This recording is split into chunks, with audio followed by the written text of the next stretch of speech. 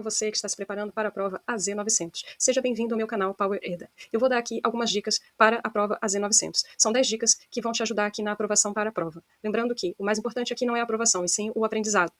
A minha primeira dica é: estude computação na nuvem. Não tente decorar. Se você conseguir entender o conceito da cloud, da computação na nuvem, tudo vai ficar mais fácil aqui na preparação para a prova. E no próprio Microsoft Learn, você vai encontrar um material explicando os conceitos da computação em nuvem. A minha segunda dica é: pense como um decisor de negócio. Pense como se a empresa fosse sua. O que você faria se a empresa fosse sua? Que solução você adotaria? Porque algumas perguntas não são perguntas assim tão técnicas. São perguntas que o que você decidiria se a empresa fosse sua? Então, por exemplo, quais são as decisões que você vai tomar quando você vai escolher um carro, quando você vai escolher um eletrodoméstico? Então, da mesma forma, quando você vai adquirir recursos para a sua empresa, pense também no que faria sentido. A minha quarta dica vai te levar a pensar. Faça comparações. Sempre que for apresentado um conceito, como, por exemplo, infraestrutura como serviço, tente comparar, por exemplo, com plataforma como serviço. Qual é a diferença entre um e outro? Em que casos que nós estamos falando de infraestrutura como serviço, em que casos nós estamos falando de plataforma como serviço? Ou, por exemplo, qual é a diferença de escalabilidade e elasticidade? Ao fazer essas comparações, você consegue delinear o que cada serviço faz ou o que cada conceito representa. A minha quinta dica é: foque nos serviços básicos e não nos famosos. Eu sei que você quer muito saber mais sobre o Foundry, por exemplo, que é um serviço de IA da Azure, mas foque nos serviços básicos. Estamos falando aqui do armazenamento, redes, computação, identidade e governança. Esses aparecem constantemente na prova. A minha sexta dica é: explique os conceitos para outra pessoa.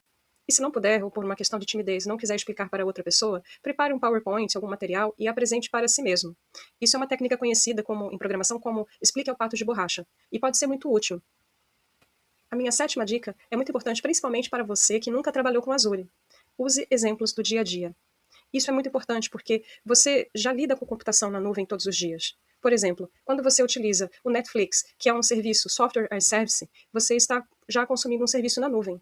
Você não precisa, por exemplo, comprar um servidor e instalar um Netflix na sua casa. Você está consumindo esse serviço e você pode pensar em várias dimensões dele, em relação à escalabilidade, a forma como ele te atende, o tempo de resposta dele, a forma como você se autentica. Tudo isso tem a ver com os serviços que a Azure disponibiliza. Pode pensar também em outros conceitos de armazenamento, por exemplo, o OneDrive, pode pensar no Google Drive, a forma como você pode utilizar esse serviço, como ele te responde, como ele atende às suas expectativas.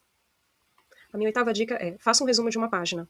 Essa dica é muito válida para pessoas que têm uma memória sinestésica como eu. Esse resumo ele pode ser feito em papel, tem pessoas que têm necessidade do papel, pode ser feito também no computador, no PowerPoint, não importa como seja feito. Mas faça o resumo de uma maneira que você sinta que a prova não é um bicho de 7 cabeças, que você conseguiu realmente ali compreender os conceitos, que você tem tudo mapeado, que você tem tudo sob controle. A minha nona dica é: não entre em pânico se aparecer alguma pergunta para a qual você não se preparou.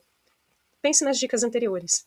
Pense no resumo, pense no que você colocou nesse resumo, pense também nos exemplos em que você pensou como decisor de uma empresa, pense nos exemplos da vida real, pense em tudo isso e tente de uma forma lógica encontrar a melhor resposta para aquela pergunta. Minha 10ª dica é: não estude para passar, estude para compreender os fundamentos. Uma vez que você compreender os fundamentos, for capaz de dar exemplos, de imaginar situações que você pode utilizar esses serviços, você já absorveu esse conhecimento.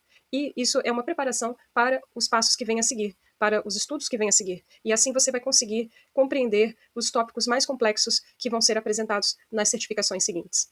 Eu espero que você tenha gostado desse conteúdo. Se puder, subscreva aqui o meu canal. Ficarei muito agradecida por isso.